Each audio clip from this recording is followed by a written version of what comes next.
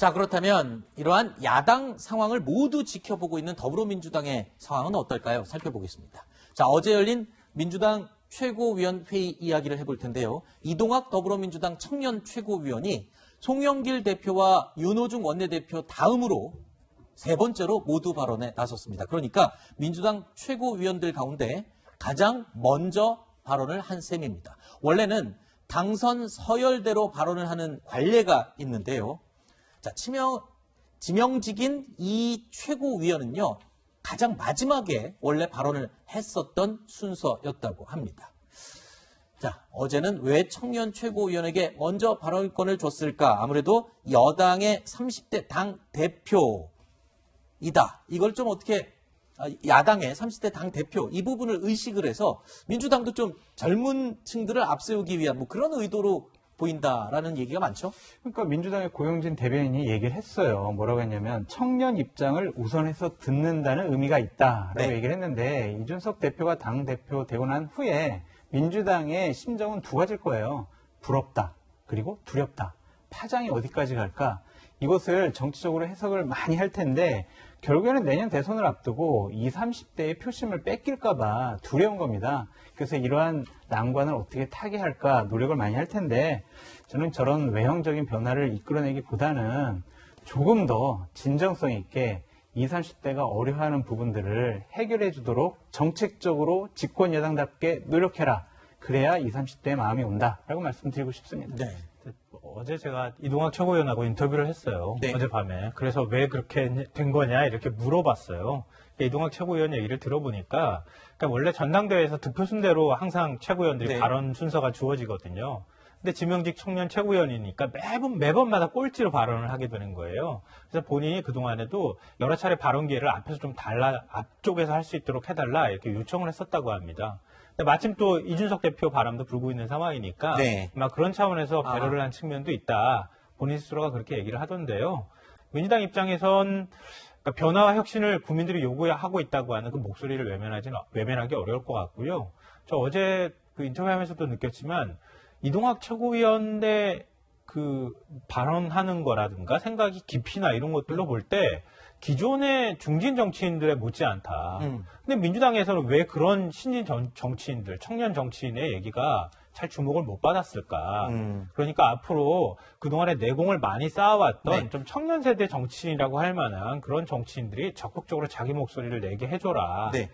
그렇게 하면 아무래도 국민들도 좀 더 관심을 갖게 될 것이다 이렇게 생각합니다. 자, 그러면 지금 어떤 이야기를 했길래 중진 정치인들 못지 않았다라고 얘기하는지 그 내용을 직접 들어보시죠. 지금 국민의힘은 토론 배틀과 시험 평가를 통한 공천 개혁을 이야기하고 있습니다. 우리 당도 개혁 경쟁에 나서야 합니다. 현재 기초광역의원, 지방의원의 공천 과정에선 지역위원장의 입김이 절대적입니다. 그 흔한 토론회, 연설대회 한 번 없이 그냥 경선이 진행됩니다. 사실상 지역위원장이 낙점한 인사가 그대로 추인을 받는 수준입니다. 지방의원이 선거 과정에서 지역별 정책 토론회와 연설대전을 반드시 열고 이를 유튜브로 실시간 중계하도록 해야 합니다. 묻고 더블로 가겠습니다. 자, 이 대표, 죄송합니다. 이준석 대표가 말했던 공천 자격시험. 이 공천 자격시험은 1, 2, 3등 이렇게 등수를 매기는 시험이 아닙니다. 패스 or fail, 그러니까 통과 아니면 실패.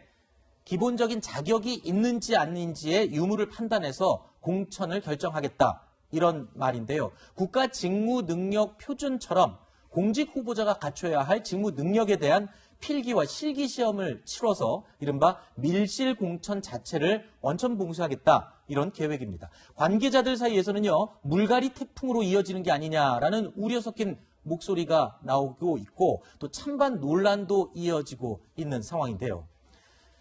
자, 실제로 1995년 제1회 전국 동시지방선거 이래 2018년 제7회 지방선거를 치르기까지 지방선거 출마 후보들의 자질 논란이 끊이지 않고 있습니다. 당선돼서도 각종 구설수에 휘말리는 등 비슷한 논란이 반복되고 있는데, 자, 이 공천 자격 시험에 대해서 어떻게 생각하시는지 궁금합니다. 손 변호사님은 어떻게 보세요? 취지는 굉장히 훌륭해 보입니다. 왜냐하면 사실 선거 때마다 논란이 되는 것이 자격 미달인 사람, 예를 들면 국민들에 대한 검증 없이 특히 비례대표라든가 지방의회, 지방선거 같은 경우에는 권력자한테 줄 서서 이렇게 아부에서 이렇게 과거에 이제 선거에 나왔던 사람들이 있었기 때문에 이렇게 줄 세우기, 계파 정치 없애겠다라는 취지에서는 굉장히 바람직하고 나아갈 방향이라고는 보지만 문제는 과목 설정을 어떻게 하느냐는 겁니다.